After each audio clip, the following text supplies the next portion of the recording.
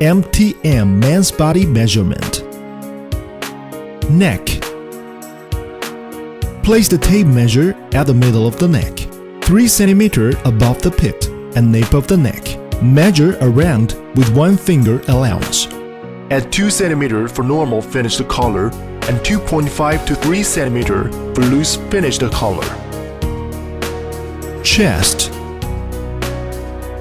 Measure around the fullest part of the chest with 2 fingers allowance. Make sure the tape is not too tight. Stomach. Measure around the narrowest part of the customer's back with 2 fingers allowance.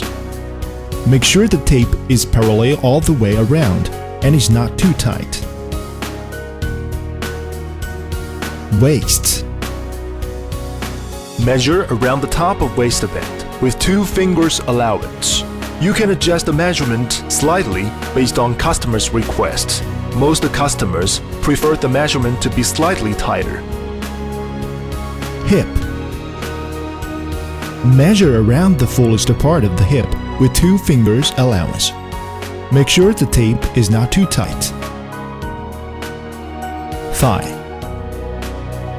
Measure around the thigh at the widest point with 2 fingers allowance. Make sure the tape is not too tight. U-rise. Take the measurement from the top of the waistband at the center back seam, down along the front rise across the crotch, then up to the top of the waistband at the center front seam. Make sure that the tape is not tight or slack and fits the customers comfortably. Bicep.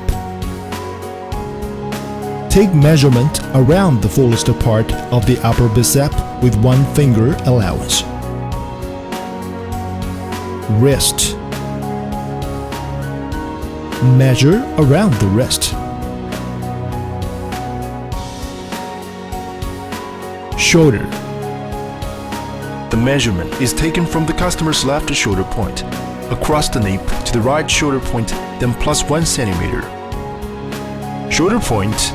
Starting from the neck shoulder point, move along the shoulder line to the shoulder end. If the shoulder is extremely wide or narrow, you can adjust accordingly. Mark the 2 shoulder points. These 2 points will be used to measure the shoulder and front shoulder. Please note, if the customer's bicep is extremely large, the shoulder point should be in line with the widest part of the bicep. Sleeve. Measure from shoulder point to the middle finger knuckle and then reduce to 4 cm. Front shoulder. Measure from the customer's right shoulder point across the collarbone to the left shoulder point, then plus 1 cm. Line of stomach. Fix the waist belt at the narrowest part of the customer's back as the video shows. It is important to ensure that the tape is parallel to the ground. This measurement is critical. Nape to waist.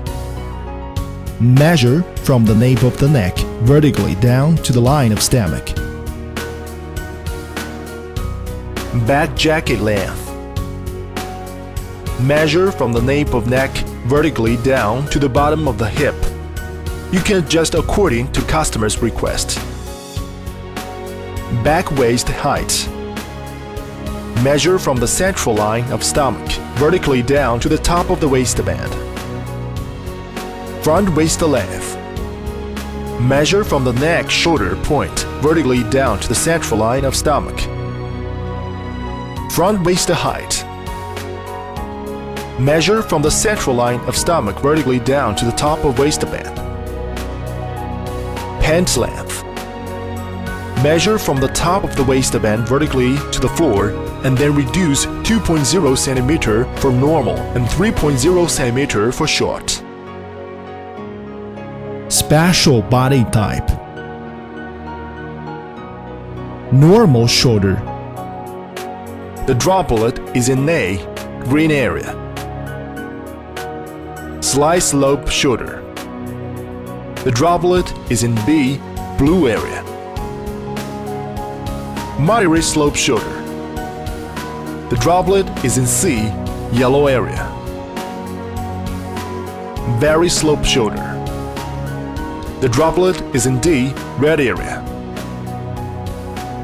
Slight shrug shoulder.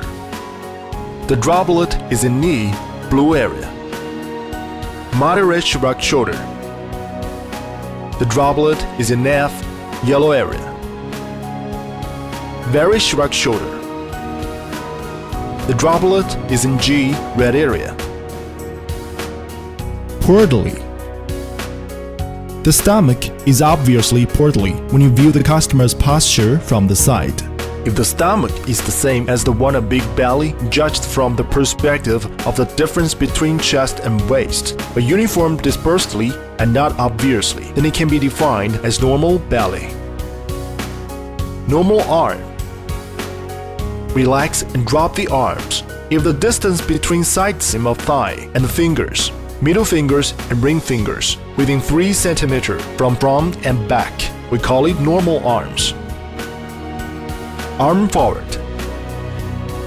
If that distance exceeds 3 cm forward, we call it arm forward.